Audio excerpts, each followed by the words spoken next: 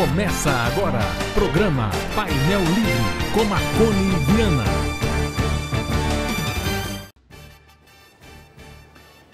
Olá, boa noite. Estamos começando mais um programa Painel Livre pela TV Vale. Hoje vamos desvendar mitos sobre combustíveis. Isso mesmo.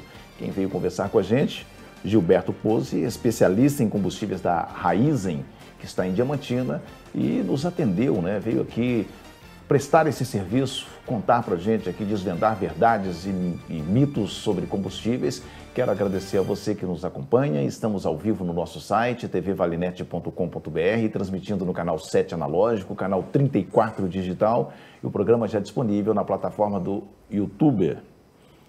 Gilberto, prazer em recebê-lo. Seja bem-vindo à Diamantina, seja bem-vindo ao Painel Livre. Boa noite. Boa noite, Marconi. Prazer estar aqui com vocês, com seus ouvintes também.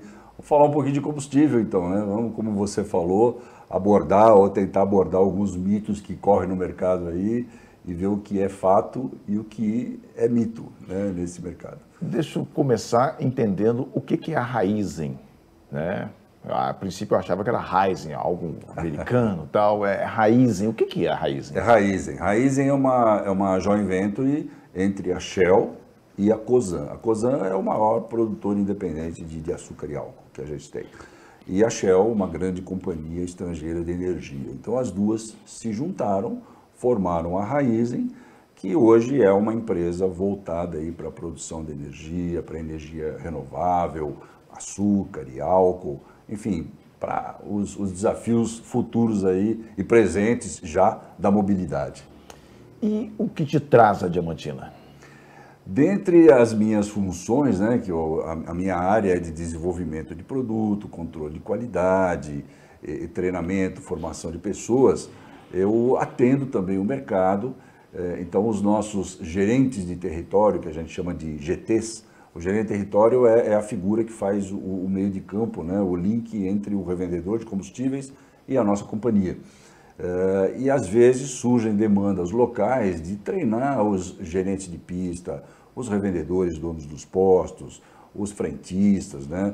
Trazer conhecimento um pouco mais técnico para eles, para que eles possam, usando esse conhecimento, atender melhor os clientes, explicando melhor o que o combustível faz, clareando um pouco essa área de mitos e verdades, né?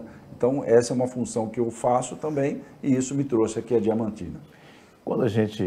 Eu cresci ouvindo falar sobre postos Ipiranga, postos Shell, Petrobras, tinha o outro do Texas, né, o Texaco, aqui que a gente conhece. O que diferencia um combustível do outro?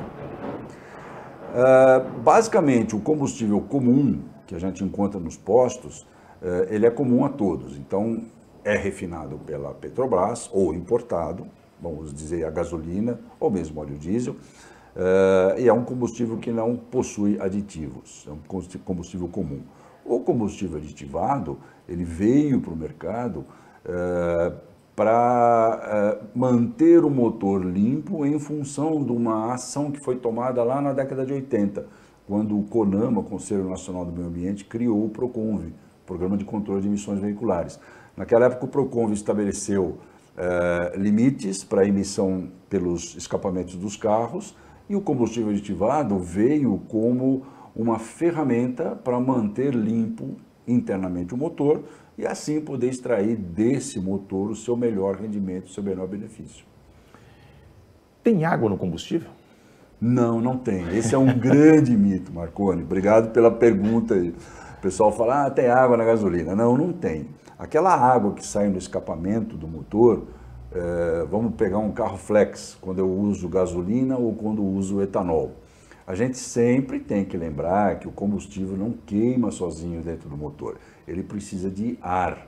No ar eu encontro oxigênio e no combustível eu encontro hidrocarbonetos. Hidrocarbonetos são hidrogênios e carbonos. Então, quando isso tudo se mistura dentro da câmara de combustão, água é produzida, porque o oxigênio reage com o hidrogênio. E esta água sai pelo escapamento em forma de vapor. Nos dias mais frios é possível a gente ver um gotejamento de água pelo escapamento, ou então às vezes o motorista acelera e sai um jato pequeno de água. Mas isso está se formando dentro do motor no processo de combustão. É um mito a gente pensar que alguém coloque água dentro do combustível para aumentar a oferta de volume de produto. O que torna um combustível melhor do que o outro? É a octanagem? O que é? Octanagem é a resistência do combustível ao processo de queima fora de hora dentro do motor, queima espontânea. Então, a octanagem, ela cabe muito bem naqueles motores de alto desempenho que requerem um combustível com essa característica. Mas quando eu falo em combustíveis aditivados, são as diferenças dos aditivos que são usados pelas distribuidoras. Você citou 3 marcas, né? A Shell, a Ipiranga e a BR, que hoje é Vibra. Cada um tem os seus aditivos, cada um desenvolve as suas soluções para poder trazer para o combustível características de manter o motor limpo.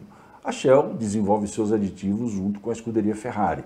Então, os aditivos que a Shell desenvolve estão olhando 5 anos para frente, que é o tempo mais ou menos em que a FIA, a Federação Internacional de Automobilismo, implementa novas regras. E parte do que a gente aprende lá nesse desenvolvimento para da equipe de competição, uma parte disso a gente consegue trazer para o nosso dia a dia na pista do posto. Então, o que eu aprendo na pista de corrida, eu consigo trazer alguma coisa para a pista do posto. E essa é a oferta diferenciada que a gente tem de combustível aditivado. O etanol, ele é mais vantajoso do que a gasolina? Onde tem verdade nisso? Ele rende mais? O etanol, ele rende um pouco menos dentro do motor, porque se você, em laboratório, queimar 1 litro de gasolina e 1 litro de etanol, o etanol te entrega geralmente 30% menos de energia. Então é lógico que quando eu coloco etanol no meu carro flex, eu tenha 30% menos de rendimento daquele motor. Então, meu motor gasta mais usando etanol. Eu tenho que reabastecer o veículo com mais frequência. Existe uma conta que foi feita na época de entrada dos veículos flex do Brasil, em 2003. Como o etanol tem 30% menos de energia que a gasolina, a conta é o seguinte: se eu chego no posto para abastecer e o preço do etanol está até 70% do preço da gasolina, eu vou para o etanol. Mas hoje, de 2003 para cá, os motores evoluíram e muito. Então, hoje já não se fala mais em 70%, mas se fala em 80%, 86%. Então, se eu chegar no posto hoje com um veículo de última geração, de injeção direta de combustível, e o preço do etanol estiver até 85%, 86% do preço da gasolina, eu posso optar tranquilamente pelo etanol. Verdade ou mito, né, que a adição do álcool anidro prejudica o motor na gasolina?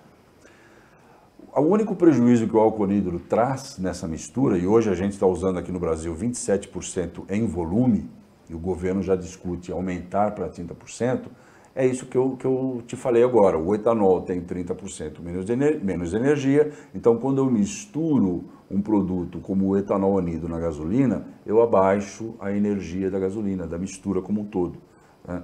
Ou seja, se eu tivesse aqui no Brasil uma gasolina sem etanol, etanol zero, ela me entregaria mais energia para o motor teria um desempenho mais interessante e eu poderia até ter uma economia de combustível. Mas o etanol foi uma opção do governo brasileiro, já desde a década de 70, quando a gente teve a primeira grande crise do petróleo, faltou gasolina no mundo inteiro, né? E no Brasil já havia experiências, já haviam sido feitas experiências com o uso de etanol lá por 1925. Então já se sabia desde aquela época que o etanol é um bom combustível opcional para se colocar no motor do carro. Então isso tudo trouxe o pró-álcool, que foi estabelecido aqui no Brasil no final da década de 70, e com o pró-álcool a gente começou a misturar mais etanol anidro na gasolina, surgiu o carro a álcool, o carro flex. Então, existem vantagens, né?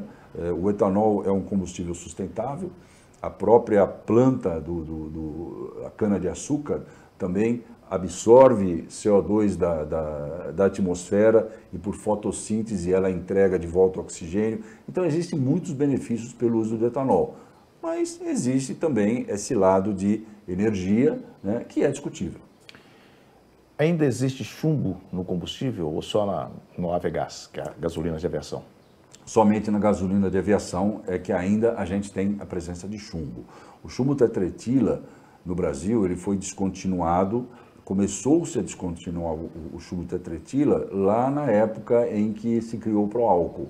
Como o álcool anidro é um aumentador natural de octanagem, e o chumbo também foi se substituindo o chumbo tetretila pelo etanol anidro. Porque o chumbo ele é um agente cancerígeno e altamente poluente. Quando eu tenho chumbo na gasolina, o gás de escape sai carregado com esse metal, com esse material, né, com o chumbo, aliás, forma-se óxidos de chumbo, né? Isso entope os catalisadores que estão presentes agora estão presentes nos motores mais novos e destrói completamente o catalisador. Então, é cancerígeno, entope o catalisador, prejudica o meio ambiente, foi substituído pelo etanol anidro. Bom, acho que a gente queria saber sobre o que o dono do posto de gasolina precisa saber. Você está aqui dando um treinamento, vou deixar isso para o próximo bloco, para a gente conversar melhor sobre isso. Tá bem. A gente está falando sobre mitos, né? Sobre combustíveis, com a gente, o especialista em combustíveis da Raízen, Gilberto Pozzi, e a gente faz um rápido intervalo, voltamos já.